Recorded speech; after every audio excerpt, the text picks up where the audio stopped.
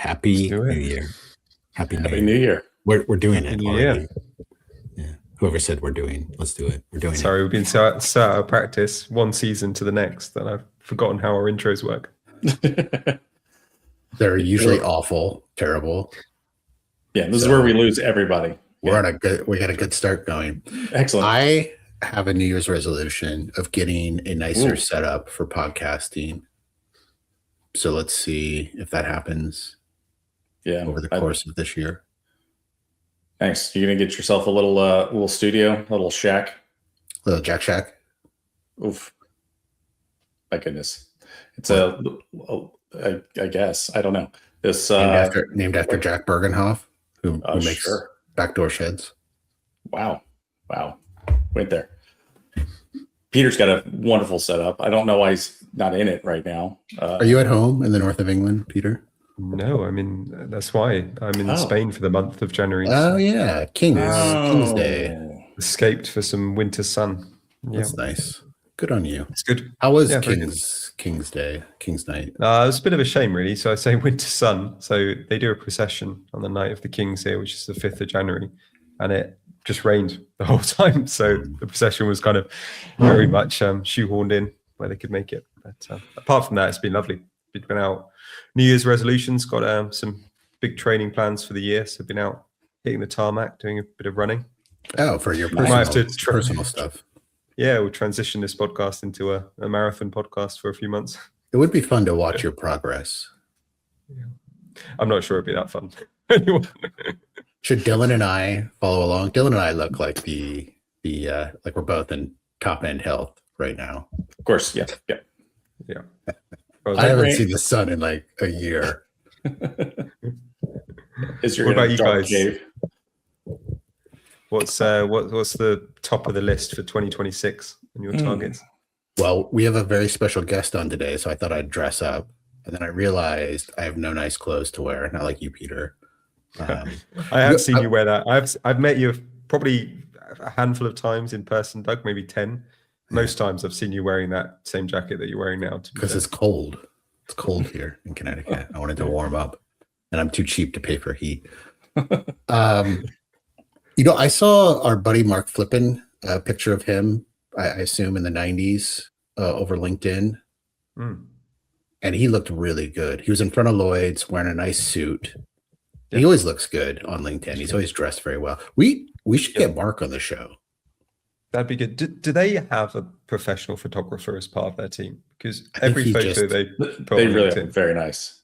No. Yeah. All of them look so good. That's just how they end up.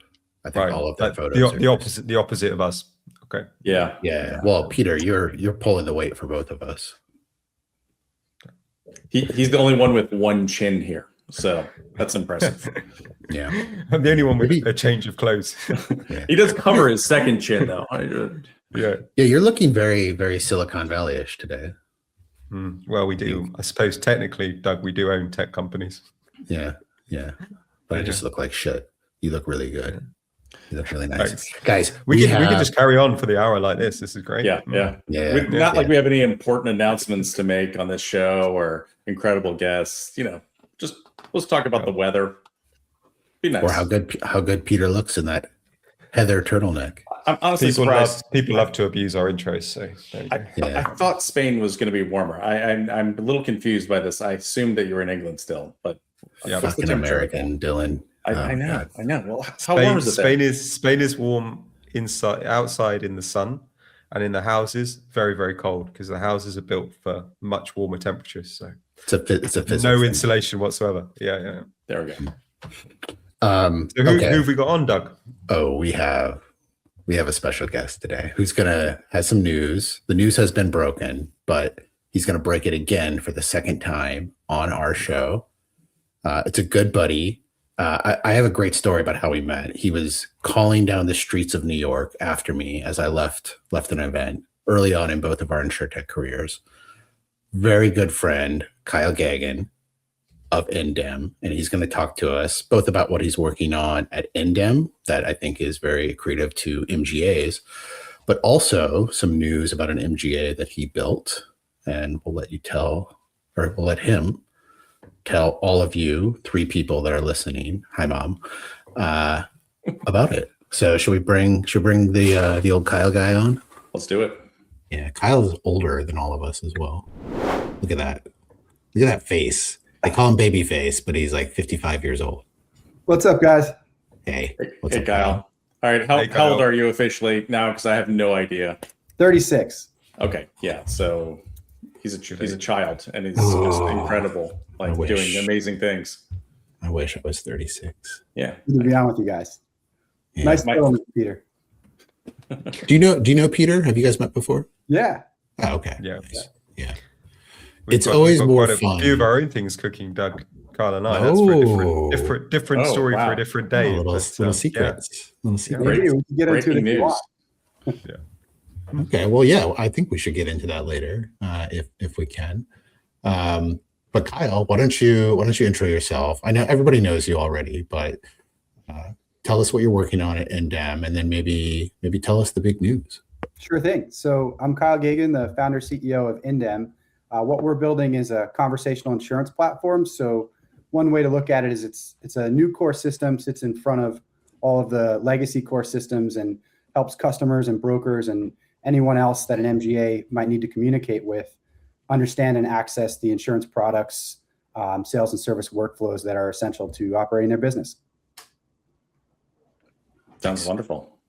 Yeah, And really simply, it's just AI agents that you can call, email, or chat with, and they answer most frequently asked questions and access all the essential workflows.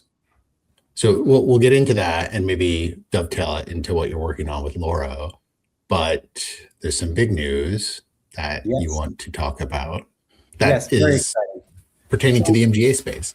So we started Indemn in April of 2021, and my co-founder had very early access to GPT-3, so one of the first open AI models. And so we started the company with this mission saying that web forms are terrible and nobody likes them, and there's a lack of access to information and insurance products themselves, and AI can help. And so nobody believed that in 21, and everybody still hated chatbots in the traditional sense. And so we got licensed and went out to prove it by talking directly with customers. And so we built this little MGA, and we can get into the details because it's really like an MGA light. We got delegated authority from a carrier that filed a product, and we went about building a new customer interface, a new experience. And by the time ChatGPT launched, we built the primitives of the platform, and we always wanted to be a platform for the market overall. And the market came to us with the launch of ChatGPT. And we had a tough decision whether to keep running this lab that we had or to shut it down and just focus on the software platform. We decided to keep it going for a number of reasons. It kept growing and really gained its own steam. And by March of last year, there's one individual who was on our team who went over to Jewelers Mutual, shout out to Mitchell Bussey. But he came to us, he said, hey, we're having great growth. Customers are loving it. We need to invest in this and grow it. And we just had too much opportunity cost serving our customers. So we decided to go and look for a partner who would be interested in buying the MGA and building a long-term plan to grow it in partnership with us as a software provider. And it was a competitive process, and we found the best possible partner in Jewelers Mutual. Nice. Yeah. Yeah. Well, I mean, I love this story because part of the reason that we do this is talking to people that are building MGAs or have built an MGA and sold an MGA. But I think your story is interesting because not that you were doing it on the side, but you did it with maybe some minimal effort or low effort. I know internally there was a lot of work, but you could do other things kind of while you were doing that. And I love this idea of people within the insurance space that maybe have cozy jobs trying to figure out how they could go out and build something on their own. And I think your story is interesting because you guys did some of that, right? You were working on other things while you continued to test the MGA. You didn't go all in and say, I need $20 million to build this MGA, or I'm not going to do it at all. You guys kind of bootstrapped it in some sense, or used other investment funds that you had to kind of build that out, and then have now a nice exit with that. Yeah, absolutely. And well, I think the question is, how do you get started on MGA, and what's the kind of success path? And there are a lot of ways to get started with a lower investment and upfront time and cost. And we did that. And I think depending on the product and the market, it's more or less easy to do, right? And one of the things I love about this new technology paradigm we're entering into, AI is going to help new MGAs get started in a way that wasn't possible before, right? Lower cost, easier way to get to your distribution channels. Of course, there's a huge and growing ecosystem of capital and product development and underwriting support that can be tapped into. So I think we're actually entering into a new renaissance for insurance. Nice. Guys, Peter, Dylan, anything to say? Very quiet, both of you. Well, Kyle was speaking. I'm just being respectful. Thanks, Doug. Anyway, so Kyle, was this, I guess, building out the MGA, was that saying, hey, we've got this thesis, right? And that's what we're building Indemn for. And we're going to use the bits of that technology or all of that technology in the building of the MGA. How did those two parts play together? So the MGA is fully built on the Indemn AI Agents platform, and it served as our lab. So whenever we wanted to test a new model or a new workflow or a new distribution channel, we would start with EventGuard. And so, how do you get an embedded relationship? How do you build affinity partnerships? How do you change the context if you're going to distribute through insurance agents? And so we built all these primitives using our platform and using the real world, can we have success with EventGuard as our first step? And, over the last several years, we've gotten many more software services customers, and we haven't essentially needed the lab as much as we did in the early days. And that's one of the maturation stages that helped us to decide that it wasn't our core business any longer to actually run the full MGA. So you've said this is going to be when you're building out this MGA, that really was the catalyst, though, was as a testing method for the software service. Like it was that order of things, right? Yes. Okay. Yeah. Early days, we would say, well, if we can do this quickly, we can replicate it on all of the products, particularly simple insurance products, where if an insurance agent's working on them at all, they're already losing money. So you can think about umbrella, renters, pet, travel. There's a lot of these products where an agent would love to provide the best option and all the education around it, but they just can't do that and keep the business running. Sure. So I guess your customers, people that you would want to be reaching out to for Indemn, who are you looking to partner with? Yeah, specialty insurance companies, MGAs, wholesale brokerages. So where we can make the most difference is to help them generate revenue, right? So the way we've built the agentic system is we can help particularly upfront with engagement and education. So you can get more leads right away. You can get answers to new brokers that you sign up. There's just a lot of ways to make it easier to access an insurance program for an MGA or a specialty insurer. And you'd mentioned earlier kind of bolting on and getting in front of legacy systems. So how much does your system go into policy administration, if at all? Yeah, so over time, we'd like to be very deeply integrated with all of the core systems, and policy administration is a good example. Something that we've got operating every day. It's an API that just checks the status of a policy for a customer. So it can come back with, hey, the customer has a policy in force, but they've got a bill of X dollars and an endorsement request in process. And so particularly with brokers right now, we are regularly hitting policy administration's systems and letting them know what the status is and what the next steps might be. So it's really just access to information, the primary data sitting in those systems. So is this what you got cooking with Laura? More or less. Peter, I don't know if you want to expand on it, but one of our strategic goals of 2026 is to partner with great core systems like Loro, and we can help by answering the most frequently asked questions and serving as a feedback mechanism with an AI agent in the corner of a platform. But a significant proportion of the questions that those users have on the Loro policy administration system are touching insurance workflows. And so we can immediately work together to connect up the AI agent and the core system and deliver easier natural language access to all the pieces of the insurance workflow puzzle people work with every day. Yeah, and to echo those points, so it's been really quite straightforward to implement Indemn into Lotto, and this is a starting point, as Carl suggests. And the beauty of it is we have a lot of crossover in terms of target audience in the specialty insurance space. And I think that the philosophy is very aligned as well in terms of being quite fast to market, getting people the ability to distribute in a better way. So we've used this as a test case to match the products together. But the future for our customers is very much there to use it in all the kind of creative ways that Kyle was talking about there. Maybe it would be interesting, Kyle, I think, to take a step back. So the purpose of the age of the MGA in a lot of it is to talk to people who are looking to go out and found their own MGA, to start their own business, which is amazing, and we want to encourage that massively. So a product like yours seems a no-brainer for these people to come and talk to you about it. It's really accessible as well, I know, from a price perspective, so they should definitely come talk to you.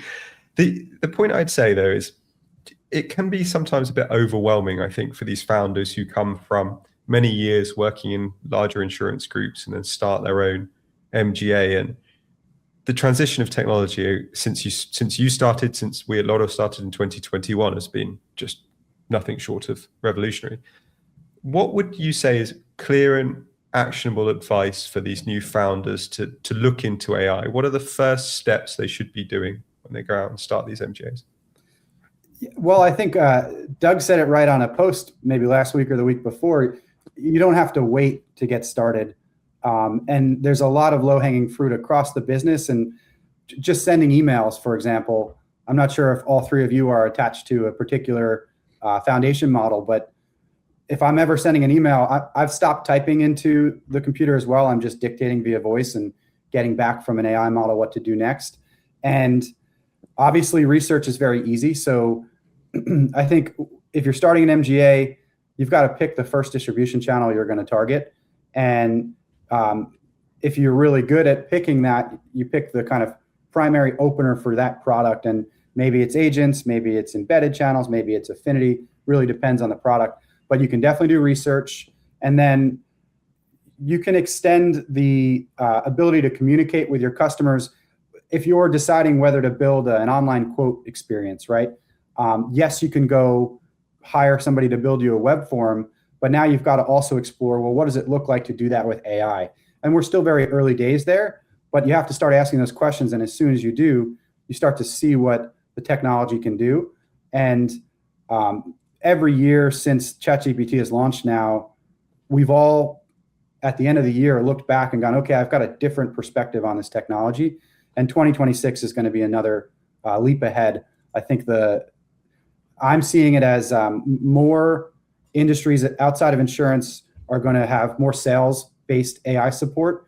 And I think that will bleed into insurance. It might take a little bit longer, but that's what I see changing in the economy. And then something like Claude Code, where you can run 10 terminals at once, and it's another order of magnitude improvement in coding and development. And so another answer to your question, Peter, is if you're working with any technical teams and they're not using the best tools and showing that they can be much more productive with AI, then you're already behind kind of what the cutting edge is and what the potential is. Yeah, that post, I was thinking of you, Kyle, when I wrote that post, because you and I have chatted a lot about how you were so early on, you mentioned it earlier, of working with these models. And then once it became public, everybody wanted to do this and everybody wanted to say they were AI native. And I can think of like 30 insurtechs that were created in 2018, 2019, and now state that they're AI native. I'm like, come on, guys. We know. And it's annoying. To me, it's annoying because they'll come up and be like, hey, for 2026, check out our AI initiative and our cool AI agent, Eggy, or whatever the hell the name, weird name they come up with. And you've just been, not silently, but like the strategy is there. Like, this is important to us. It's integral to what we're working on. Your chatbot is going to do nothing, to what Indemm's chatbot can do. And so, yeah, I was annoyed and wrote that maybe slightly shit post, but had fun with it nonetheless.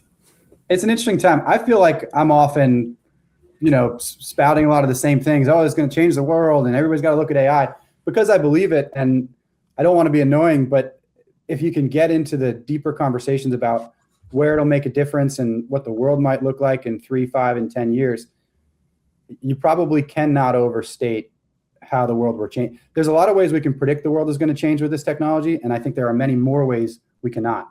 Oh, yeah. Just going to sit there.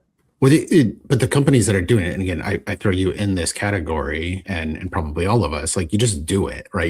You're doing it. It becomes part of what you're doing. Like our team's engineering output just continues to increase because of our ability to work with these tools, which are amazing.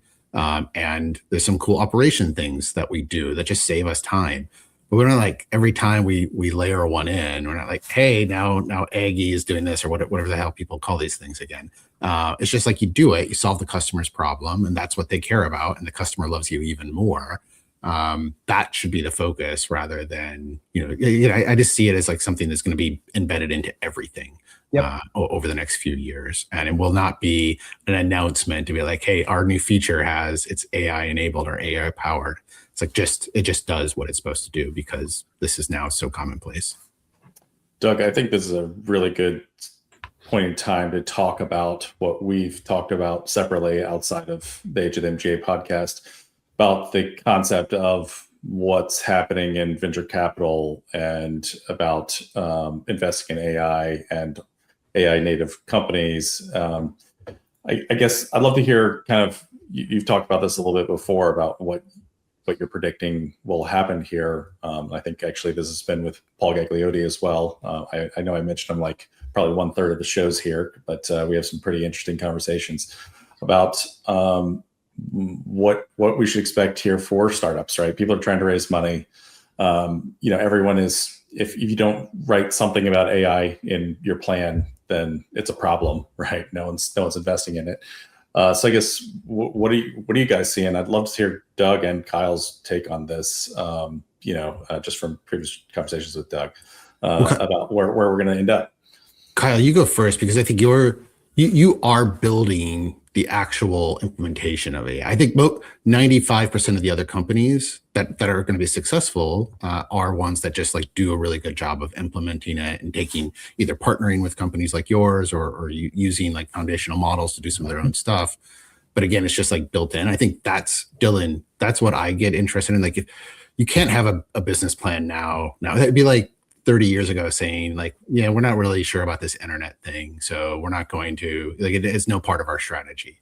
But now there's no like web native companies, or at least I don't think there are, like, hey, you have to like access us via fax machine, or you have to come to our office instead. It's just like, everybody has a web presence, or everybody should. I think that's what's more interesting. Like, you have to talk about it to investors, but you shouldn't overplay the significance of it just to like use it as a buzzword, or think, Kyle, you're different because you are actually implementing these things. And I think being accretive to an MGA that could go out and say, hey, like, we're not AI native, but we use the best tools available. And a lot of that happens to be, AI functionality. My take is, and it might help to kind of look macro, what do we think is going to happen to the economy more broadly? What parts of the economy will be more affected than other parts? For my part in our business, it's really important that my whole team understands that our mission is really to apply generative AI to the insurance industry. We want to share the best practices from outside of the insurance industry with applying generative AI, because we believe it's a paradigm shift as important as the internet. And so if you look at, well, who are the companies that won in the internet age, right? They started with a realization that they wouldn't exist without the internet, right? Social media, e-commerce, Google search. And so I see generative AI as a similar platform, actually, because it stands on top of the internet, and it's almost a pocket of intelligence that you can teach to do different things. There's at least an order of magnitude more opportunity to create wealth and opportunity. And I think a rising tide in general will lift all boats. So if you look at MGAs, they're going to get a lot more efficiency, a lot easier access to their customers, but they'll get more competition too, which is an interesting side effect. And there are enablement cases. So if you think about every insurance company with a website, it's not transformational, but they all need to have one. And if they start to use the cloud and subscribe to software services now, you can kind of incrementally build a transformational operating system relative to a pre-internet insurance company. You're going to see something similar there. And the biggest successes will be acknowledging that if you start with this new technology as the core, you have even more leverage. Yeah, I'd add one point that we see and have a conversation a lot, and far from the level of expertise that Kyle has on this, but just something I note speaking to people. I find you have to get the foundations right as a business as well. And I think there's such a repeated statement in insurance, but the quality of data in general is pretty poor. So I think you do need to have a level of some kind of organized data or access to that to leverage a lot of this stuff beyond the simple applications of AI. And again, that's something we've spent a lot of time as an organization, and people of my peers have spoken to about it as well. Do you see that, Kyle? And how does that challenge the implementation of Indemn if people don't have data in a great kind of available way to you? It can definitely be a barrier. We've kind of built to implement without starting data in many ways, and it's harder and takes longer, but the human in the loop, I know, is a commonly kind of repeated, oh, you need to have this. It's true, and you need to think really hard about how to do it. And so, for example, if you start with a web chat agent or a voice agent on our platform, for web chat, you can immediately call a human. You can send a message into a Slack or a Teams channel and say, hey, this customer is asking to speak to a human, or they're frustrated, or they're high value. And then one of the team members joins into that conversation. Now what we have is the ability to train the AI on what those CSRs or underwriters are saying. So that's one way to naturally build up data, at least in terms of the answers to questions, the most common workflows, most common requests. You build a data corpus and you come back and you say, okay, well, 15% of your brokers are talking about billing. Here's the ways we could help make that a better experience. So that's the kind of learn from the experience, learn from how the AI is out there in the world interacting. And then if you have good data from the start, you can build a lot more into your workflows and value chain right away. But as you mentioned, it's not common. Well, Go on, Doug, sorry. well, I was going to say this is what's really interesting to me, because like these are just really powerful regression models, right? They like suggestion machines, but they become more and more intelligent. And I think the data fidelity issue has been one forever. It's not like automation is just all of a sudden come up. We've had ways to automate for a long time, but it's been maybe with shitty data. So do we actually want to automate something that's going to cause us even more headaches because we're doing it off of bad data? Whereas now I think you have maybe there's 2, 3, 5 different data sources, and you're now able to, or data inputs. And over time, you get to the one that actually is closer to whatever truth is. And I think now we have the power to do that, right? We can run these things over and over and over again. You can have these conversations analyzed over and over and over again. And even if there's inconsistencies in them, we get closer and closer to what actually should be done. And then the automations that can be built off that, which don't necessarily have to be AI powered, they become more valuable because they're actually using good data now. Agreed. Yeah, I think one thing our customers get really excited about is you can train the model on your best employee, the person that's been there 30 years with all the right answers. And then you can hire an introductory CSR and you can suggest responses from the expert, right? So now you're training right from the get-go and perpetuating that knowledge. I'd love to explore the topic of trust, I suppose, because and I know we talk about it a lot with Dylan and claims and the litigious nature of some of this stuff. How willing are people to trust, say, an AI agent to sell or advise regulated products? And would there be any kind of consequences down the road of mis-selling or mis-sharing of information that could cause quite big risks to companies? What's your take on that, Kyle? So it's a big concern, and everybody holds it to some degree or another. People are getting more comfortable every month that goes by, right? So 2023, nobody would feel comfortable, and for good reason. The GPT 3.5 era, the quality of the AI model wasn't strong enough. Now, with strong guardrails and clear, essentially injection of value at different parts of the distribution funnel, you can get very comfortable. So just at the start, if you haven't earned a lead and they don't know much about your program, they don't know much about what's covered or what isn't, can I get this endorsement or that? I have this requirement. Can I upload it as a document and understand if you can satisfy it? All of those you can support with AI, right? You might not take over the whole process, but you can answer. There's a set of questions where you always want the same answer. So that's a good starting point. And then I'm sure all of you have done a kind of document comparison with AI. And so that's table stakes now. And people are increasingly expecting to have tools like this available to them so that they can use them when they're working with you.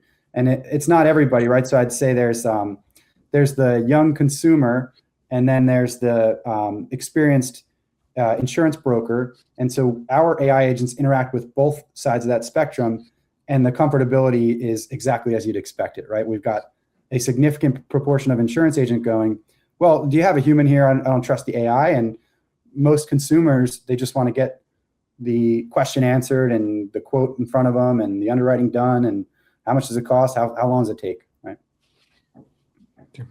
What about, so trust is interesting. We're a very heavily regulated industry.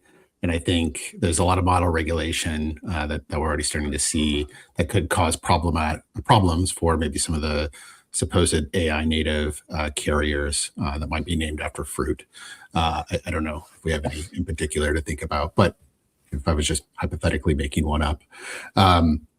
What are you thinking about that? And are we going to cause some problems for ourselves by maybe overstepping or letting some tech people overstep bounds? I assume you're following all of this and think about it a lot and how it applies maybe to what you can do at Indemn. Yeah, absolutely. I mean, I definitely worry about this, and it's definitely true.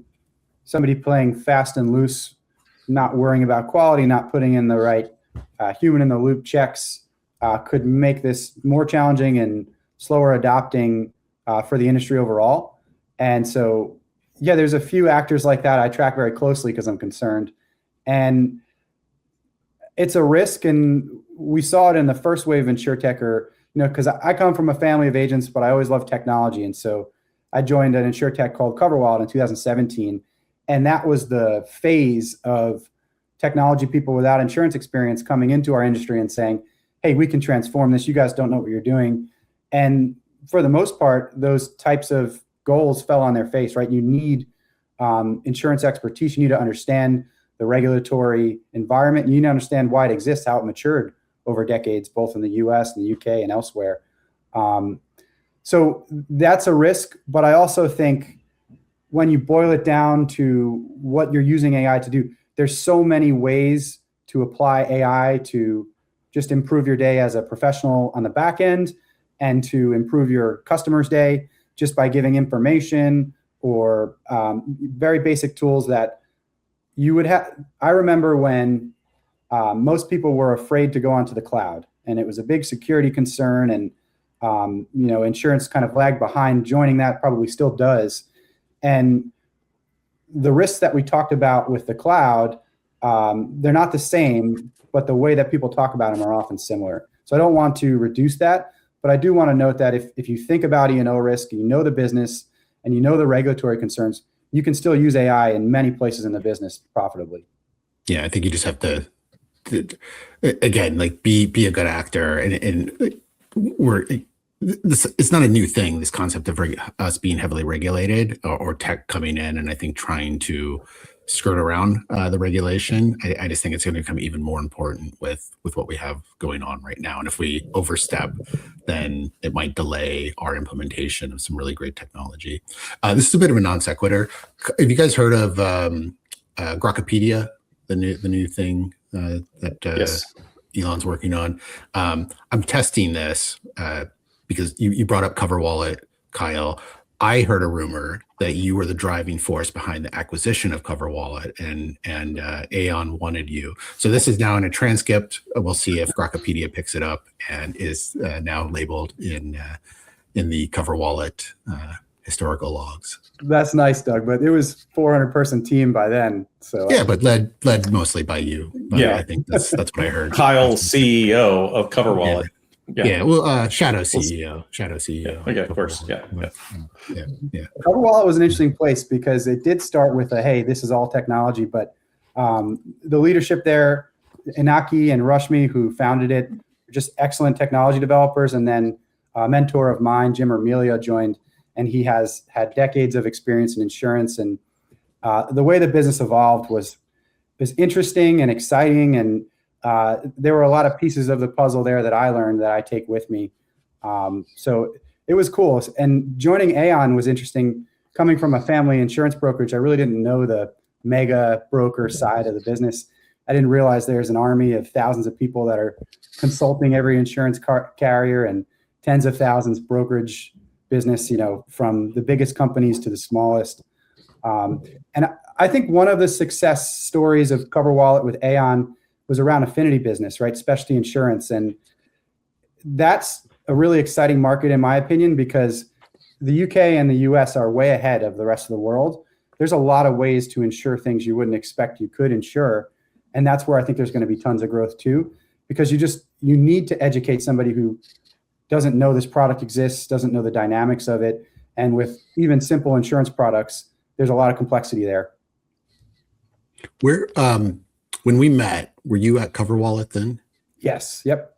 Okay. Do you remember that? Do you remember meeting? I think it was 2017, 2018. It was actually Plank. Plank was doing a presentation. Okay. And I don't remember. All I remember is you calling after me. That's it. Plank had a nice exit too, and they were kind of traditional. They did. Yeah. OG. Hey, let's do a cool segment, new segment by sponsored by Typhon Risk and Loro. It's called AI Vaporware or Not. And so I'm going to name an insurtech company, Kyle, and you tell me if it's vaporware or not. Oh man. All right, you ready? We'll start. Indemn. Vaporware. Yeah, that's what I thought.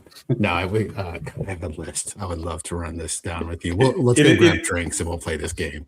That'll be for an after hours episode of our podcast. Yeah. But How many legal letters do you think we could get in one episode? Oh, we could get a few. Kyle, is the ink dry on your acquisition? Because we don't want to screw that up. Because I think Yes, we're like, okay, great. No, Perfect. forget the ink. It's about the wiring of cash. That's what really Yeah, matters. that's true. That's true. Yeah. It's all done, and it's true that it's nerve-wracking waiting for each step in the process, and it always takes longer than you hope it would. Yeah. So now you got some FU money, and you can say whatever you want. Do it, Kyle. Floor is yours. So what color is your Porsche? What's funny is my partner Cam loves Porsches, and so we'd have to bring him on and have him talk about Porsches. He's a good old Iowa boy. That Cam. I love Cam. Him and I both grew up in Iowa. I don't had as many cars. I didn't know there was that many cars in Iowa, to be frank. Apparently, there are dozens of insurance professionals that love Porsches. Yeah. He's in Des Moines. Is that right? Like Des Moines area? Yeah. It's big insurance presence in Des Moines. Insurance and corn and pigs. Three big. But it might be interesting to talk more about the deal and Jewelers Mutual. So a couple things. I want to get into that. First, though, I do talk about your background. So I do think it's interesting. You're born and bred insurance, but you very early on realized that there was more to be done from a technology angle. Like I love your story. I love you talking about how you kind of made that realization, because you could have played nice, right? I think just like made good money, as a lot of people do, like second, third, fourth generation people in insurance, not rock the boat, but you're like, no, there's more to be done here. So you have a ton of great stories there, but maybe just give the people a little bit of taste of what you grew up with, and then how give the people what they want. Yeah, let's hear it. Absolutely. Yeah. So my grandfather started an insurance agency on Long Island in New York in 1957. So that was the first year auto liability was required in New York. And his best friend owned several dealerships on the island. And so he basically started the agency with an affinity relationship, and it got going pretty quickly. And then my father and two of my uncles joined in the 80s, and the business matured into a commercial agency with specialties nationwide. So one of them was focused on restaurants, one was focused on auto body shops, another on tow trucks and so on. And so I actually got my start in the early 2000s. 12 years old, my first job was filing surplus lines taxes online for my father. And so, the early 2000s, every state has its own surplus lines association website where you've got to report the business you write and pay the taxes. And it was such a frustrating tech experience that he just had the kid that liked the internet do it.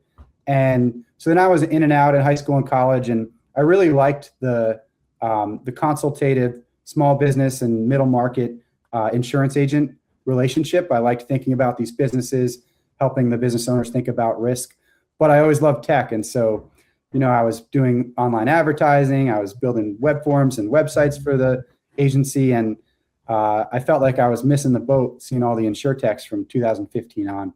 And so I got the bug, joined InsurTech, and I feel that I've kind of been on the same quest. It's how do I provide access to my customers to insurance products that they should know about?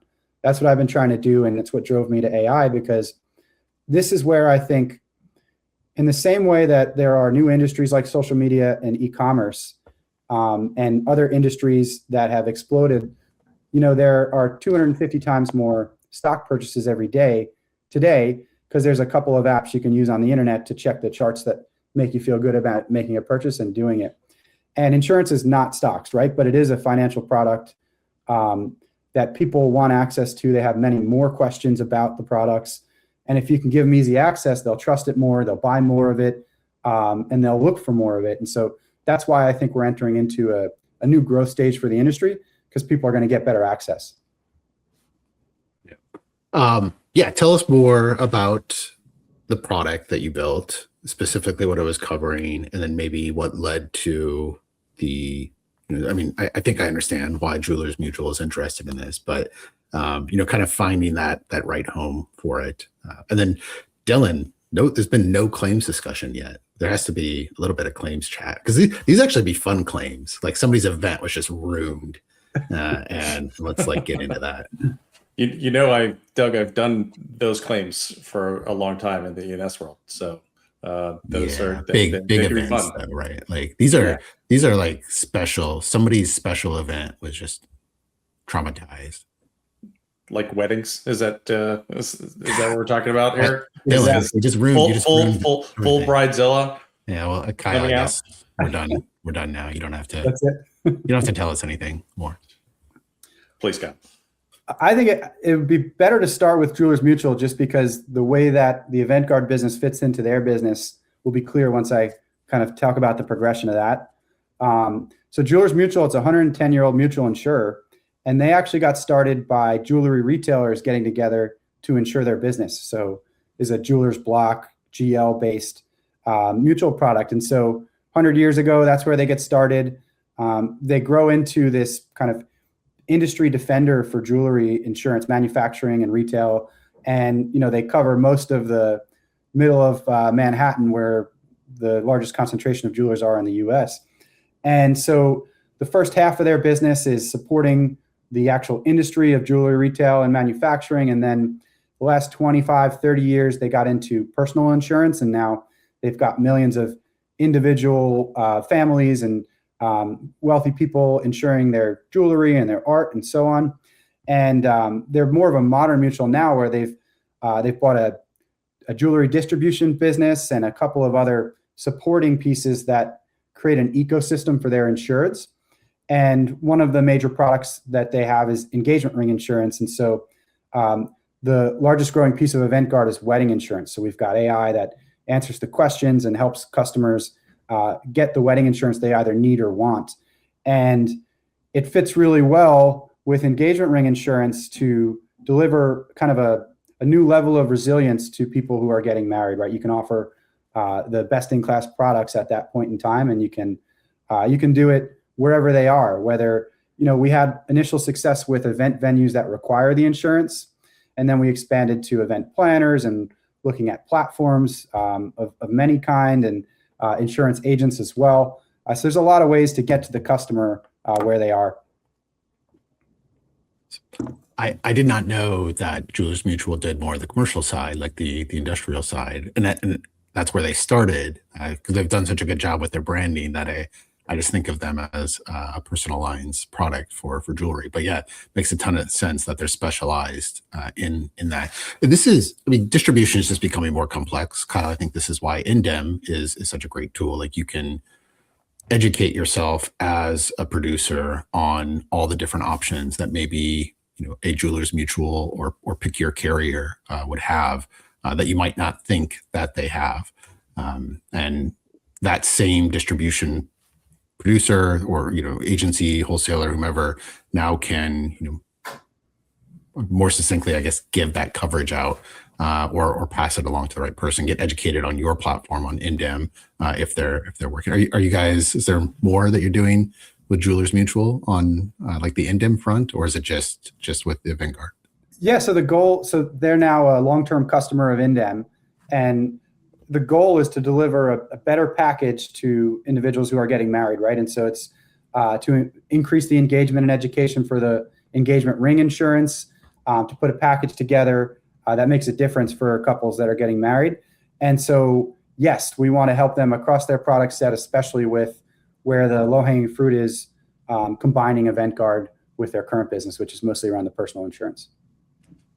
What if any claims have you had on the Event Guard side?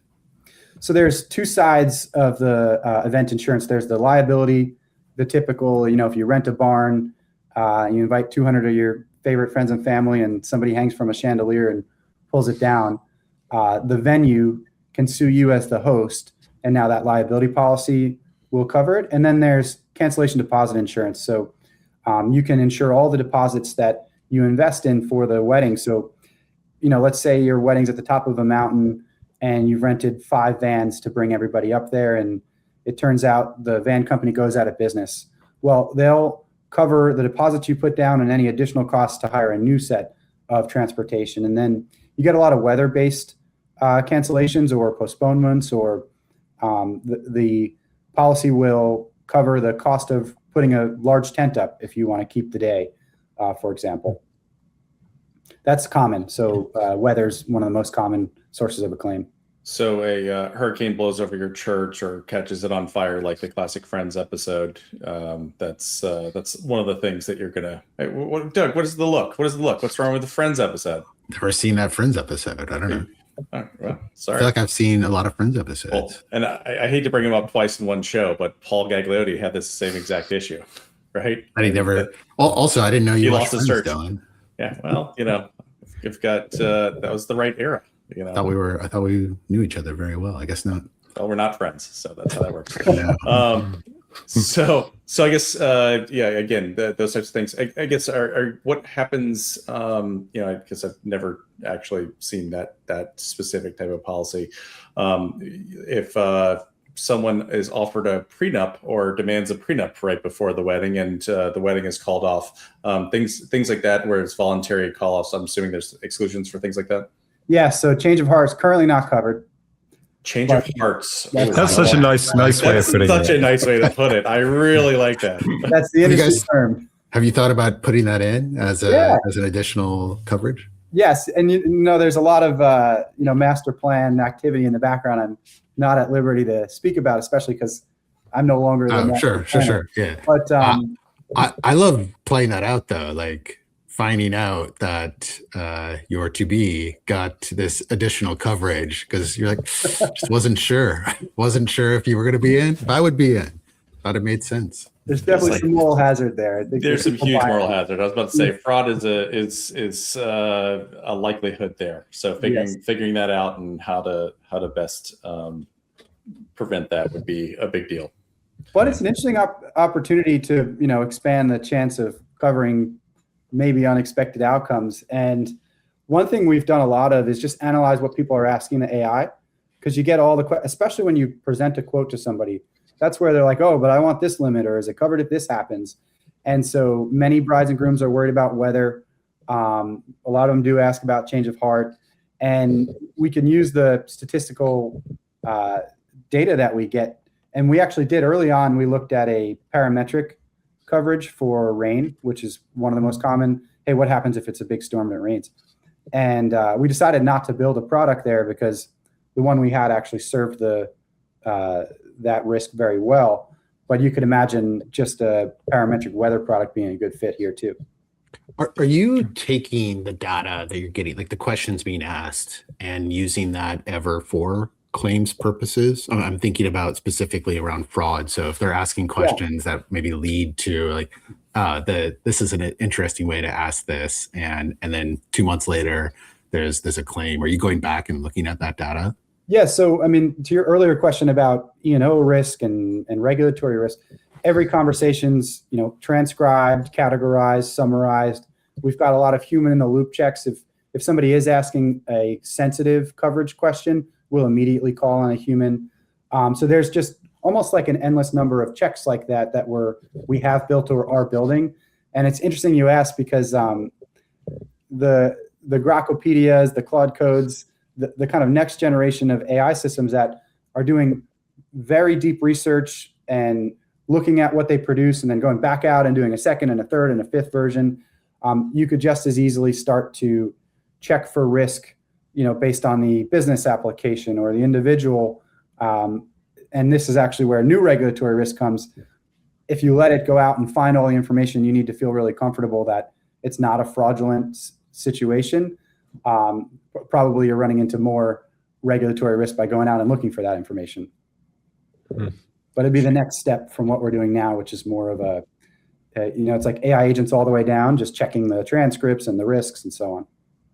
I really like that comment you said, Kyle, about using the data that people are asking about to form the policy. I think one of the complaints we see and ask people about is the static nature of some insurance products. And I know it's not helped in the US with certain admitted products and how hard it is to make changes, but certainly in the E&S non-admitted space, it makes sense to be much more proactive with these type of wordings as risk evolves. The other big use of AI that I've always liked the idea of, and we explored this in the early days of Loro, was kind of application forms that evolve based on the real-time risk landscape. I can see examples in the event space, but we were thinking, political violence or something like that. So, I'm insuring a risk on the ground in Iran this week is very different to what it was 3 weeks ago. And should we be asking specific questions based on that? So I think when you scratch the surface with this stuff, you just see the amount of potential as we speak about. It's a new product opportunity, right? And the number of opportunities are endless once you start to look, and especially if you have an insurance product, manufacturing brain. I think that's where people are going to be really excited every year that goes by, because it'll be easier to develop them, easier to test them, and grow them. Yeah. So what kind of limits did you have with your policies when, I'm going to speak to when you owned the company or were part of the company? What type of limits were you have for that? I guess one's truly a third party liability coverage. The other one, it's weirdly first party. It's kind of, there's a lot of different coverages, it sounds like, in there. So I'm not sure for all of them. So $1 to $3 million on the liability side is typical. You can go higher, but it's rare, biggest events. And then the deposit cancellation insurance, the program that we have used, it goes up to $175,000. So we've insured higher than that, but not in the admitted program that we started with. And so you can insure $175,000. So all your deposits, the chance of cancellation, all the additional costs. And then there are sub coverages. For example, your gifts, if they burn down, there's a sub coverage that grows with the primary limit up to 25 or 50,000 for gifts, for example. Gotcha. Even if your spouse to be sets them on fire. Well, we'd have to. That's where the underwriting and claims. Potential loss. There was an older woman who was crashing weddings and stealing all the envelopes with cash in them. Nice. Oh my goodness! I like that racket. Yeah. Oh my goodness! And this was amazing. you had a claim involving and then they found her and she was on the news, and it was interesting. Yeah. Wow. Was this before or after Wedding Crashers, the movie? After. Must have been after. Yeah. You haven't been around that long. I'm dating myself. Can't believe that. Died in a tragic bullfighting accident. Oh man, great movie. Kyle, let's talk a little bit about you, the person. because Okay. you're an interesting guy. You love reading history. You play long games of Axis and Allies, months-long games. Tell us a little bit more about all the interesting stuff that you like to do. What's some? I mean, people know about you already, but tell us anyway. Well, I was binging on a new documentary over the weekend. It's on the Cold War. So it was 1998, 1999. Ted Turner financed it, and it was CNN, BBC. What I thought was so cool about it is the people they interview. So 3 or 4 of the episodes, Fidel Castro had 20 or 30 minutes of back and forth. And then, they have Jimmy Carter, a couple of other presidents. They've got a bunch of the Soviet ambassadors to different countries. So that was a lot of fun. And a really interesting thing I didn't know about, and that's kind of relevant now with Venezuela and Maduro, is the Cubans were active alongside the Soviets in the Cold War with the kind of power battles, particularly on the east and west side of Africa. So they had soldiers on both sides in the 70s. I had no idea. Yeah. What's that on Netflix? YouTube. YouTube. So it's just called The Cold War. You can look it up. It's Ted Turner, CNN, BBC. Nice. Yeah. Check that out.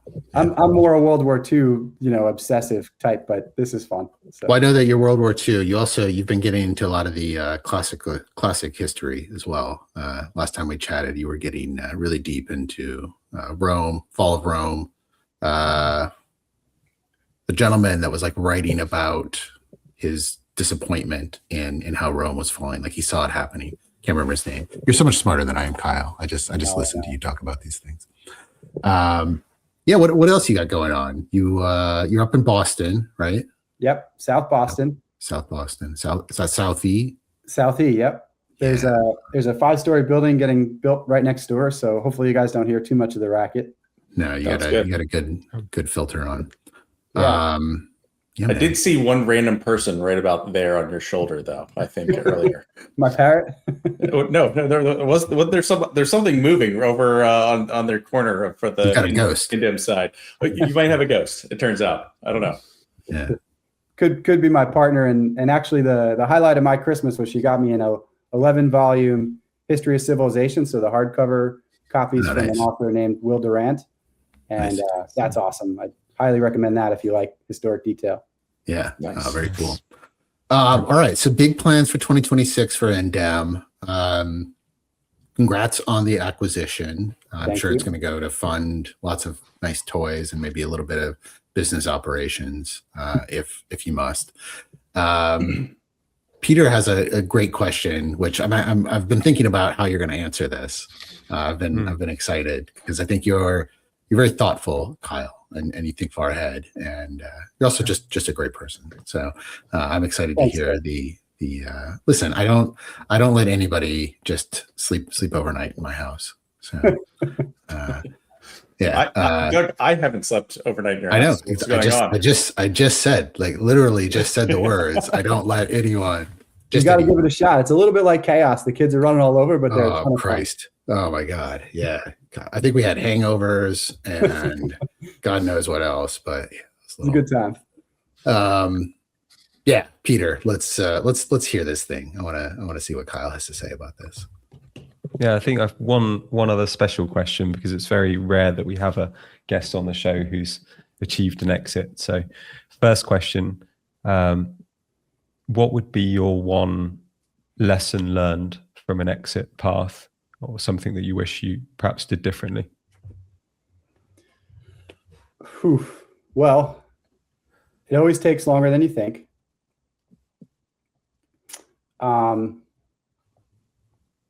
That's the first thing is you set a date and you especially in insurance, you can't hit it essentially. Probably start with the end in mind too. We said, okay, let's look for a partner, and George Mitchell was always the right partner, and we knew it from the beginning. And there was other options that we probably over considered, all things considered. Yeah. I was waiting for you to say, file those 83Bs. Well, it's really technically an asset sale. Okay. So we're just pushing all of the capital back into the business to keep growing. There we go. Yeah. Great. No portion. And one sports car.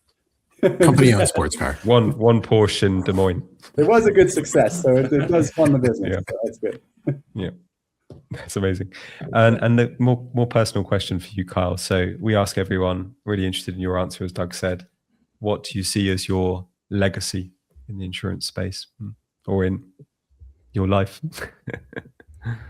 Tougher for my life. For insurance, I just want to help, particularly MGAs and specialty insurance companies, deliver better access to insurance. So if more people can access more insurance, can understand it better, then everything I'm doing professionally is worthwhile. By the way, all your claims adjusters really appreciate that, because a better understanding of what you're buying leads to a better outcome in the end. Yes. And really that goes full circle, I think, so that you're going to end up with less litigation, less problems down the road, less friction, and therefore less expenses, and can hopefully get to a point where there's a better level of profitability and or reduction in premium costs. Given inflation, I don't know if that's ever going to happen, but at least those nasty plaintiffs attorneys. I didn't say that. You did, Doug. I know. But what? Just you have that shirt that says "nasty plaintiffs attorneys." I don't, but now I'm considering getting one. Thank you. Yeah. Kyle, buddy, thank you for coming on. Give you one last opportunity if you just want to out some vaporware, InsurTech vaporware before you go. Just to throw a name out, anyone, doesn't matter. Not Turris. I'm a customer of Turris, and if you are, yeah, and a partner of Loro, I just have to work with Typhon Risk now. All right, sounds good. We'll get some claims going. We'll get some really big claims, just massive ones that almost blow your book up. And then he doesn't have a book anymore. He doesn't care. No book to care about. Fixed. Pure software, pure AI. MGA and blow some claims up. Typhon will be there to rescue you. Sounds good. Well, it's a privilege to be on here. Oh, great to have you, Kyle. The privilege is ours, Kyle. Like, just wait for the fallout from this, and you might change your tune. I'll be ready.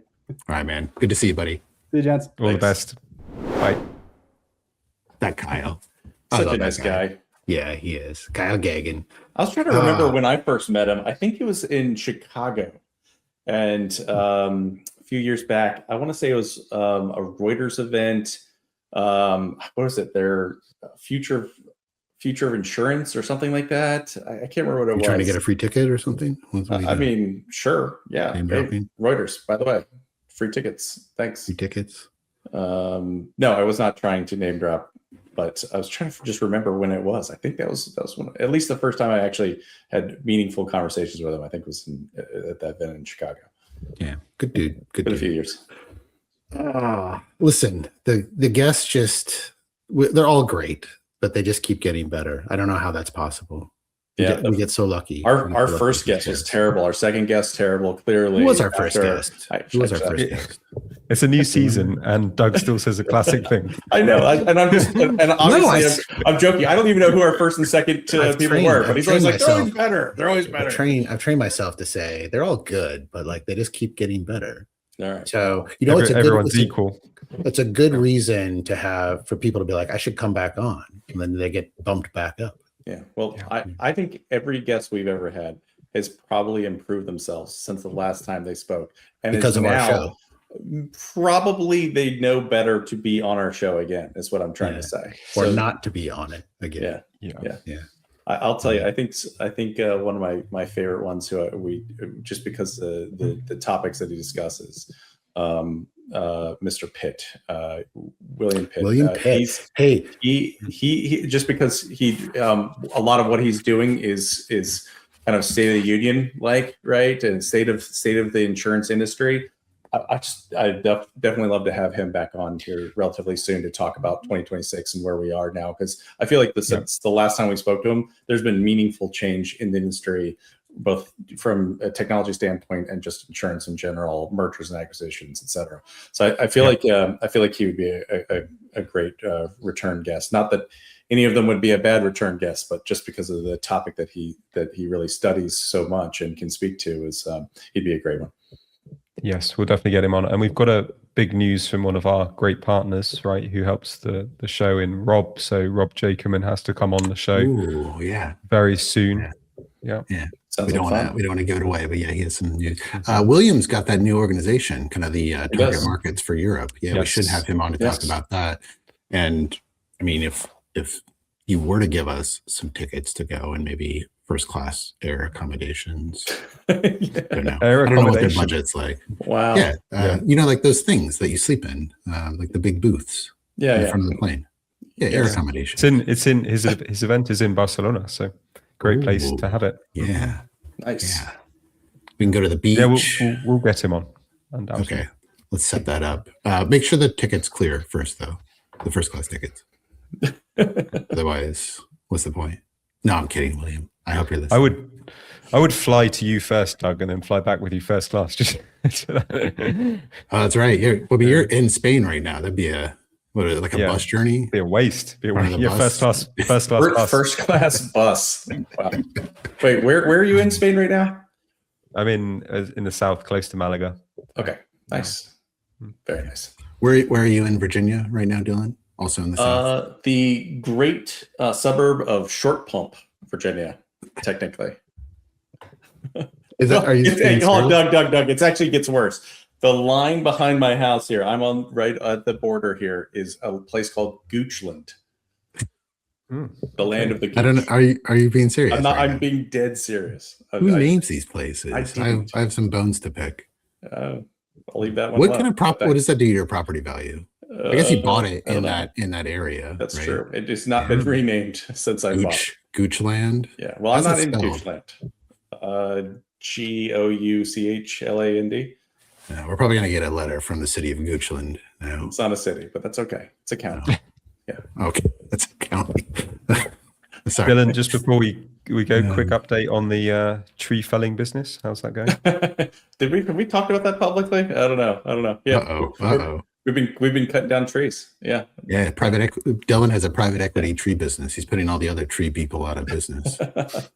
You're gonna be working for Dylan now. I'm actually trying to get everything to go back analog. I'm just going to make a lot of paper is what's going on here. And I'm not talking about dollars. I'm talking about we're going to make actual physical paper for you to You write make on. people fax you requests. Oof. The business of I have pulp. told you guys that I wanted on my tombstone the man who killed off the fax machine. I can't stand fax.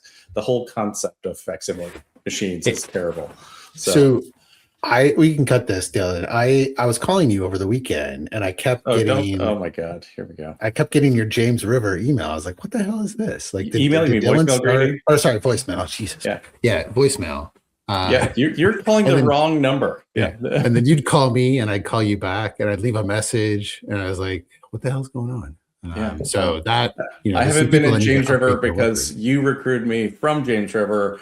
I don't know, solidly 4+ years ago. So, and Yeah, somehow yeah. they still have my voicemail grading. Yeah, that's how popular you were at that company. Yeah. Hey, we got a good start to the year going here. We won one in the bucket. Hopper. What do they call these things? What's the terminology? The industry parlance. We've recorded an And episode in the can. In the can. There we go. That's what I was There we thinking. go. That's what I was thinking of. We got. We Some, don't technically have film, so there is no can, but that's okay. Is that where that came from? Yes, Okay. it is. Got some better guests than this one coming on. Of course. Yeah, Kyle. What a Sorry, Kyle. Instantly forget former guests on the show. He's great as of right now. Yeah, he's the best guest we've had. Well, on we need to all year. record next week or Yeah. later this week. Yeah, we can only go up from Kyle. That's the great thing. So, all right, guys, we'll see you all later. All right. Nice one. Take care, everyone. Bye. Bye. Bye bye.